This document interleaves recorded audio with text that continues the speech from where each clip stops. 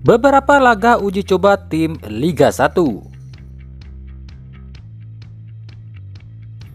Berita terbaru klub Liga 1 dan transfer terbaru, serta highlight timnas Indonesia.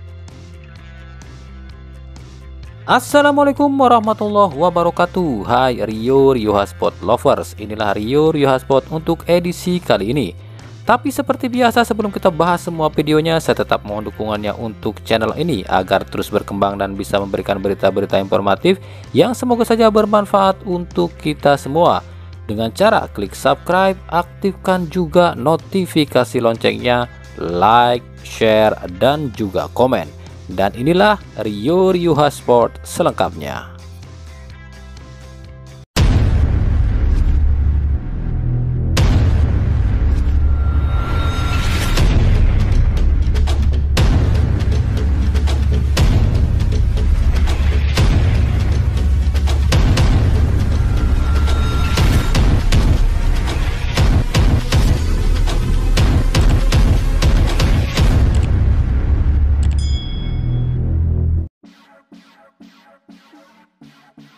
Rabu 1 Juni 2022 ada sejumlah pertandingan uji coba. Selain timnas Indonesia versus Bangladesh yang agenda resmi FIFA, sejumlah klub Liga 1 pun melakoni laga uji coba. Seperti PSM Makassar yang menghadapi Persita Tangerang yang berkesudahan 1-1. Gol PSM dicetak di menit ke-20 melalui Yance Sayuri dan dibalas oleh Persita di babak kedua melalui gol Heri Susanto di menit ke-67.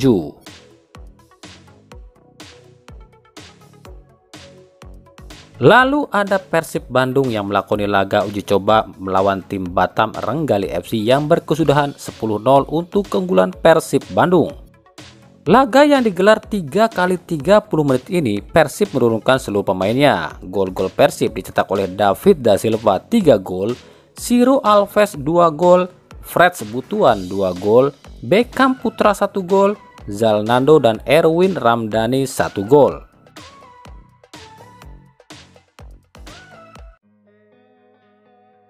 Kabar buruknya bagi Persib adalah bomber andalan sekaligus bomber anyar Persib, Ciro Alves, dikabarkan cedera di laga ini. Ciro yang ditarik di babak kedua memang terlihat masuk lagi saat usai laga dan lakukan Viking Claps. Namun tampak Ciro terpincang-pincang. Ciro memang jadi pemain yang paling banyak dilanggar di laga ini. Tercatat 12 kali Ciro dilanggar oleh pemain lawan di laga ini dan dengan pelanggaran yang cukup keras. Menurut informasi yang kami dapat, pihak Persib mengatakan cedera Ciro hanya cedera ringan dan kemungkinan akan pulih saat laga uji coba kedua nanti melawan tim Tanjung Pagar United minggu nanti. Yang jadi sorotan di laga uji coba kali ini bukan cuma Ciro Alves dan David Da Silva, namun juga ada Febri Haryadi yang juga jadi sorotan. Febri dimasukkan di babak kedua menggantikan Ciro Alves, namun performa Febri masih jauh dari harapan. Berbagai peluang gagal dikonversikan menjadi gol, termasuk tendangan penalti yang gagal dieksekusi. Justru yang bersinar di laga ini adalah Fred Butuan. Ini alasan Rene Albert tak mau melepas Fred. Si angin-anginan memang masih diperlukan di Persib. Terbukti 2 gol ia lesakan di laga uji coba kali ini.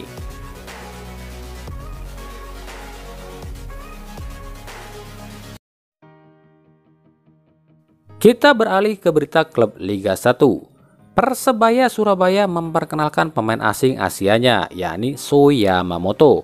Usai diperkenalkan di akun Instagram resmi Persebaya, Sho Yamamoto pun langsung menghadiri latihan Persebaya dan bertemu dengan pelatih Aji Santoso. Namun di latihan perdananya ini, Sho Yamamoto masih sebatas pemanasan saja. Lalu, apa tanggapan pelatih Aji Santoso? Saya tidak pernah mau membahas skill individu seorang pemain. Nanti yang ada mereka besar kepala. Yang pasti di sini semua pemain wajib tunjukkan kemampuan terbaiknya dan tentunya harus ikuti instruksi yang diberikan. Dan sejauh ini berjalan lancar, ujar Aji Santoso.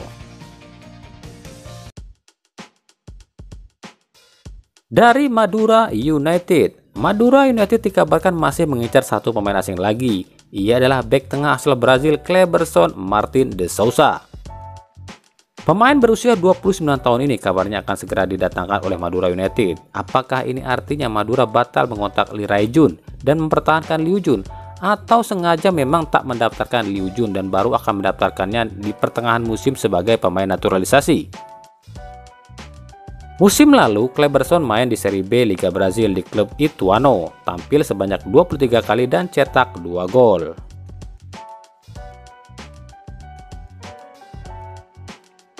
Begitupun dengan mantan pemain Persela Lamongan, Selwan El Jeberi yang tampak mengikuti latihan bersama Madura United. Selwan kabarnya jalani trial di Madura United.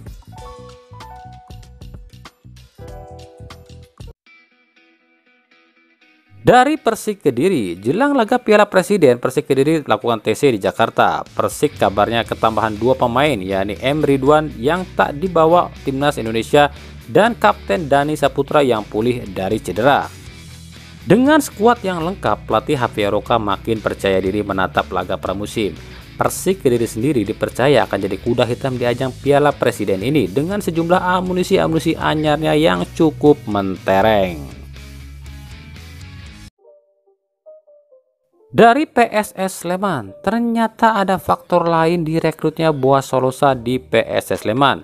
Boas dikabarkan bukan hanya akan jadi pemain di PSS, namun juga akan merangkap sebagai direktur teknik di PSS atau asisten pelatih Seto Nurdiantoro. Boas sendiri memang saat ini telah memiliki lisensi kepelatihan C, jadi opsi perekrutan Boas adalah Boas akan didaftarkan sebagai pemain sambil menunggu masa hukuman Todd Ferre habis. Jika Todd Ferre sudah bisa bermain, maka Boas akan dialih fungsi menjadi asisten pelatih di PSS Sleman.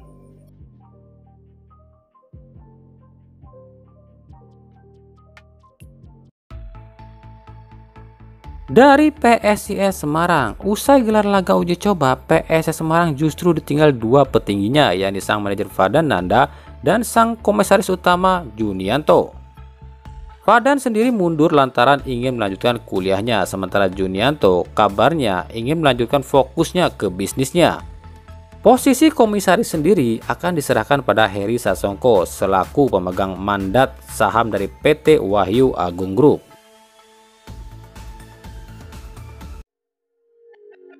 Dari Persija Jakarta, Persija Jakarta dikabarkan telah mencapai kesepakatan dengan pemain timnas Indonesia asal Persipura Ramai Rumakik. Usai datangi kantor PSSI dan bertemu dengan Sintayong dan Ketua Umum PSSI agar membujuk Ramai ke Persija, Persija pun dikabarkan berhasil negosiasi dengan Ramai. Namun, patut diingat, berita ini masih sebatas rumor loh ya. Kebenarannya akan diketahui dalam beberapa hari ke depan.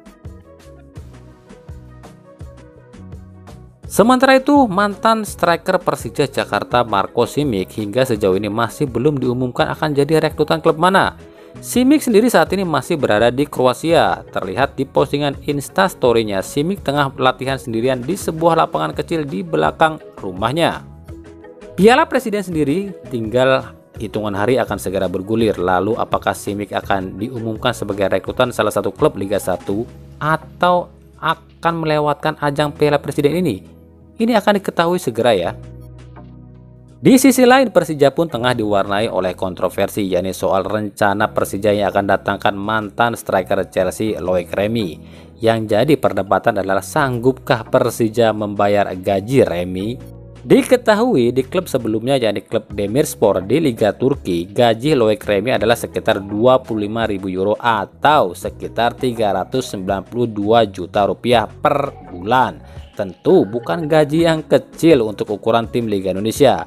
Para netizen menganggap ini mustahil. Pasalnya melihat polemik dengan Marco Simic saja soal gaji yang tak dibayar masih panas. Dan ada kemungkinan tak sanggup membayar.